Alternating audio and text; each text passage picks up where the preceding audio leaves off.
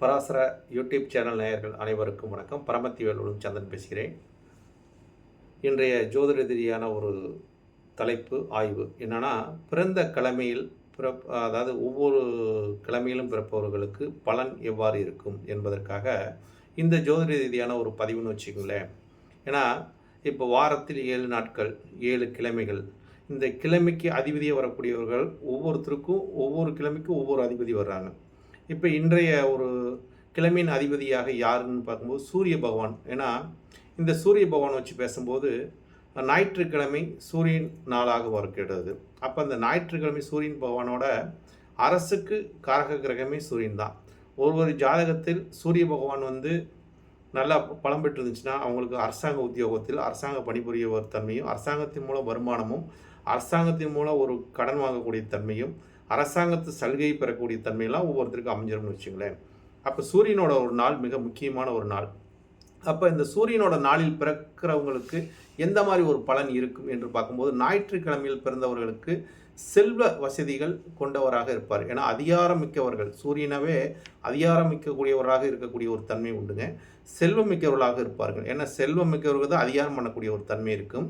அதே மாதிரி இவர்கள் தொழில் வியாபாரத்தில் நிறைய ஒரு சம்பாதிக்கக்கூடிய ஒரு வல்லமை பெற்றவர்கள், அரசு உத்தியோகத்தை பார்க்கக்கூடியவர், அழகான தோற்றம் பெற்றவர், கம்பீரமாக இருக்கக்கூடியவர்கள், பல சாதனைகளை புரியக்கூடியவர்களாக இந்த ஞாயிற்றுக்கிழமை பிறக்கிறவர்களுக்கு ஒரு ஒரு பொதுவான ஒரு பலன் தான். அப்போ இதெல்லாம் நம்ம பார்க்கும்போது, இப்போ ஞாயிற்றுக்கிழமைனா என்ன, சூரியனோட நாளுங்க.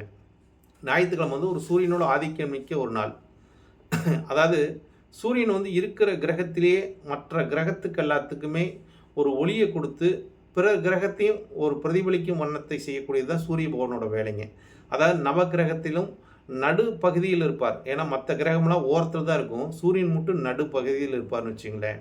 அப்போ அந்த நடுப்பகுதியிலிருந்து அவரோட ஒளியை கொண்டு பிற கிரகங்களாக ஒளி வீசக்கூடிய ஒரு தன்மை இருக்குது.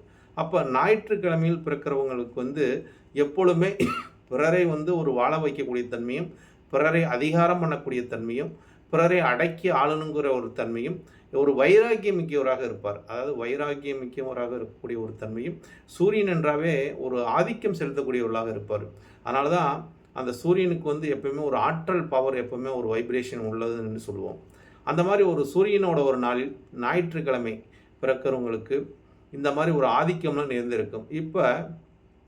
இப்போ நீங்கள் பிறந்த மாதத்தை எடுக்கும்போது சூரியனை வச்சு உங்களோட மாதத்தை கண்டுபிடிச்சிடலாம். அப்படின்னா எப்படின்னு பார்த்தீங்கன்னா, எந்த ஒரு கிரகத்தை வச்சு கண்டுபிடிக்காமல் இந்த சூரியனை வச்சு கண்டுபிடிச்சிட முடியும்னு வச்சுங்களேன்.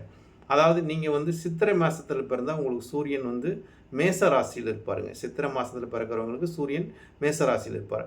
அதே நீங்கள் ஒரு வைகாசி மாதத்தில் பிறந்தீங்கன்னா சூரியன் ரிஷப ராசியில் இருப்பார். உங்களுக்கு எளிமையாக கண்டுபிடிச்சிடலாம், அந்த 12 ராசியிலையும் கண்டுபிடிச்சிடலாம்னு வச்சுங்களேன். அப்போ வைகாசி மாதத்தில் பிறந்தீங்கன்னா சூரியன் உங்களுக்கு ரிஷப ராசியில் இருப்பார். இதே ஆனி மாதத்தில் பிறந்தால் உங்களுக்கு சூரியன் மிதுன ராசியில் சஞ்சரிப்பார்னு வச்சுங்க. ஏன்னா இது ஒரு ராசி கட்டத்தில் 30 நாட்கள் ஒரு பரிணாமிக்கக்கூடிய ஒரு கிரகம் சூரியன் மட்டுமே. 30 நாளைக்கு ஒவ்வொரு ராசியிலும் சரியாக 30 நாள் பயணிக்கும்னு வச்சுங்களேன். அப்போ ஆனி மாதம் 30 நாளுக்குமே சூரியன் மிதுன ராசியில் சஞ்சரிப்பார். இப்போ கடகம் ராசி என்று பார்க்கும்போது அங்கே சூரியன் ஆடி மாதம், கடக ராசி என்றவே ஆடி மாதம் அம்மனுக்குரிய மாதம்.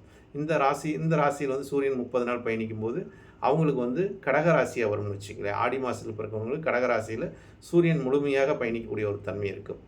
அப்போ நீங்கள் ஒரு ஆவணி மாதத்தில் பிறந்தீங்கன்னா சூரியன் சிம்மத்தில் இருப்பார். சிம்மம் உங்களுக்கு ஆவணி மாதத்தில் வரக்கூடியது, சூரியன் 30 நாள் அங்கே பயணிக்கக்கூடிய ஒரு தன்மை. அதே நீங்கள் புரட்டாசி மாதத்தில் பிறந்தீங்கன்னா சூரியன் உங்களுக்கு 6ஆம் இடம், காலதேவனுக்கு 6ஆம் இடம் கன்னி ராசி என்று சொல்லக்கூடிய இடத்துல 6வது ராசியாக பயணிக்கக்கூடியது. அந்த 6வது ராசியில் சூரியன் பயணிப்பார். 7வது ராசியாக வரக்கூடியது, அதாவது 7வது ராசி தான் துலா ராசிங்க. துலா ராசின்னு நீங்கள் ஐப்பசி மாதத்தில் பிறந்தால் சூரியன் உங்களுக்கு துலா ராசியில் இருப்பார்னு வச்சுங்களேன். இதே நீங்கள் கார்த்திகை மாதம் பிறந்துறீங்க 8வது ராசின்னு வச்சுங்களேன். ராசியில் 8வது ராசி கார்த்திகை மாதத்தில் ஒரு சூரியனை அங்கே பயணிப்பார். இதே நீங்கள் ஒரு மார்கழியில் பிறந்துட்டீங்கன்னு வச்சுக்கோங்க, அற்புதமான ஒரு மாதம் இருக்கிறதுலே, மாதத்திலே மார்கழி ஒரு உகந்த மாதம். அப்போ நீங்கள் மார்கழி மாதத்தில் பிறக்கிறீங்களா உங்களுக்கு சூரியன் அந்த தனுசு ராசியில் இருப்பார்னு வச்சுக்கங்களேன். அடுத்ததாக நீங்கள் ஒரு மகர ராசியில் பிறக்கிறீங்கன்னா அது தை மாதம், மகர ராசி என்றால் தை. அப்போ சூரியன் அங்கே மகர ராசியில் சஞ்சரிப்பார்னு வச்சுங்களேன். இதே நீங்கள் மாசியில் பிறக்கிறீங்கன்னு வச்சுக்கோங்க, சூரியன் கும்பராசியில் சஞ்சரிப்பார் 30 நாளைக்கு. இதே நீங்கள் பங்குனியில் பிறந்தீங்கன்னா சூரியன் வந்து மீன ராசியில் பயணிப்பார்.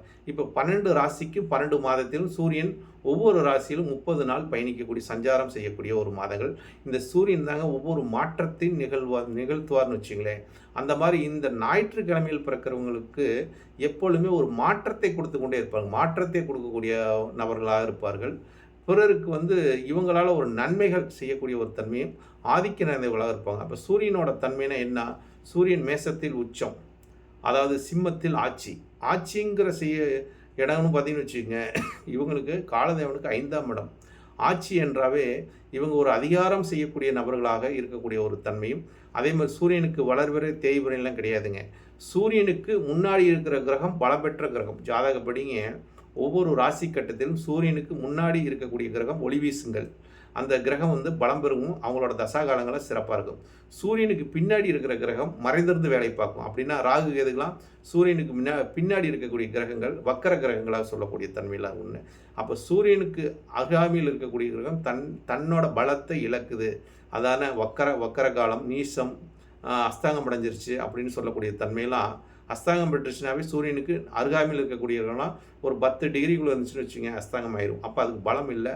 அந்த பலத்தையும் சூரியன் வாங்கி தான் பலம் பிரதிபலிக்கக்கூடிய வண்ணமாக இருக்கும். அப்போ இந்த சூரியனோட தன்மைகள் என்று பார்க்கும்போது நவ கிரகத்திலேயே முதன்மையான ஒரு கிரகம் என்று கேட்டிங்கன்னா அது சூரிய பகவான் மட்டும்தான்.